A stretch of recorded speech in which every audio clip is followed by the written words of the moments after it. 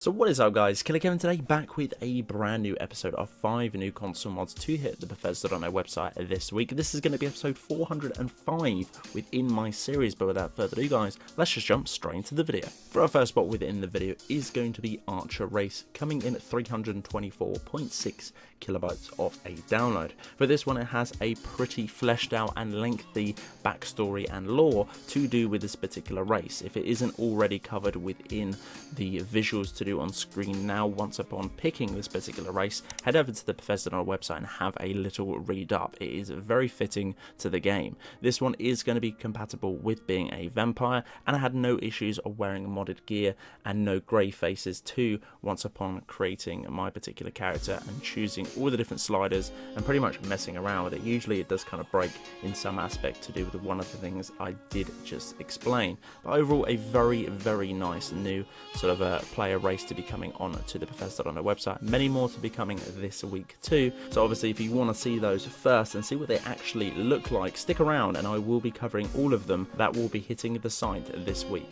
Zikoru Sword Collection 1K textures, coming in at 60.4 megabytes of a download. This mod adds 5 new swords of both one-handed and two-handed variants of either of the blades. This one is going to be integrated within your own leveling lists, and this is going to be a port with full permissions too, as it is linked all within the description of the Bethesda.net website. For this one you can find them scattered around the world once upon hitting level 35, and they can also be crafted at the forge. Changes to these ones are going to be minimalistic from the previous versions and releases from other different websites, and including this one too. We have covered a few of these prior absolutely ages ago, but for this one it does feel like it is going to be a bumper pack. Obviously personally I have missed some myself, but it's nice to revisit some of the old ones with additional of some of the new combined within a pack. For the third spot within the video is going to be Nippon Rim AIO King's Port, coming in at a massive 198.4 megabytes of a download. But for this one it simply reads, why should you have 4 spots taking up the allotted 150 within your load order? With this one it simply takes up 1, which is very true. And what this actually includes is 4 beautiful, absolutely stunning of the Nippon Rim mods. For this one is the umbrellas and more, the ribbons and accessories, the kimonos, and obviously the Shinon banners, which are probably going to be my favorite out of all of them. I've used them in many other different videos, including this series and other different series such as the visual builds. They're absolutely beautiful.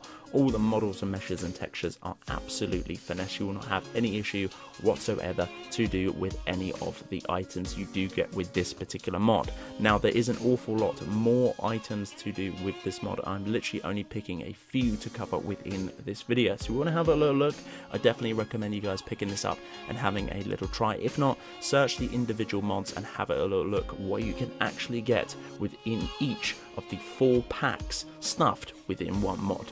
Ingrid Follower is going to be the next spot, coming in at 46.7 megabytes of a download. For this one it is going to be a Game of Thrones follower. She starts at level 10 and she will level up with the player all the way to level 80. For this one the location of it is going to be right of Windhelm's stables and somewhere around a small camp, which is literally going to be right next to these sort of stables. I actually took quite a while and literally took the direction of it being quite far away and actually looking for a map marker. It is an undisclosed map marker. It's pretty much a small, it's like a tent basically with a fishing rack right next to the right hand side of the stables. For this one she is going to be the correct outfit for the vanilla in corresponding to the series 2, which fits beautifully, and the weapons for this one are obviously going to be quite cliche and quite narrative to once again the series. For this one it's going to be Hunter's Bow with 999 arrows to accompany this particular follower.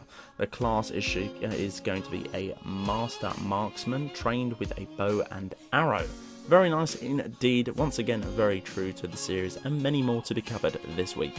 Evan's main menu Alduin. This one is coming in at 1.9 megabytes of a download. Simply changes your main menu background for a picture of Alduin's wall. Now again, I'm not too sure what the textures are going to be on this particular one. Maybe a 1 or a 2K, definitely not a 4K. This is going to be footage from an Xbox One X, so yeah, it's pretty much what the best is you're going to get off this particular one. Again, a nice alternative to the main menu. Haven't covered a lot of these for a while, so it's nice to see someone is still doing these, as they are subtle, but definitely going to be a relick of paint to the vanilla base game. So guys, that's the end of this particular video. This has been episode 405 within my series. Guys, if you did enjoy, I'd very much appreciate a like on the video. It does help me out an awful lot. If you're new around here too, make sure to click that subscribe button right next to it as well. There is going to be a bell icon. If you click that, you will get a notification for every single time I upload a bit of content like this to the channel. But until the next one guys, Killerkev here and Killerkev out.